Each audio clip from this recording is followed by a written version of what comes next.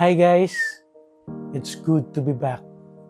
Medyo matagal na rin nung gumawa ako ng mga contents na nakikita ko sa video. Siguro taon din bago ko nasabi sa sarili ko na okay na ako. Pero ang totoo niyan, aminado akong madami akong pagkakamali. At isa akong pagkakamali. Pero isa lang tinatak ko sa sarili ko. Ako pa rin to.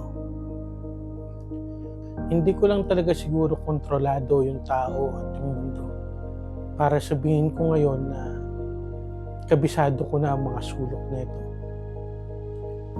Katulad ng iba, ayoko rin talagang magkamali sa mga mahalagang punto ng buhay ko, lalong-lalo na pagdating sa pangarap ko. Dahil hindi ko naman sinakay ang sarili ko sa bangkang ito para harapin lahat ng alon na ayaw. Hindi ako nagbago. Siguro nagbago sila. Pero ako, alam ko sa sarili ko na hindi ako nagbago. Madalas kasi nating nakakalimutan ang kabuuan ng isang tao dahil lang sa basag o lamat na nakikita natin sa kanila.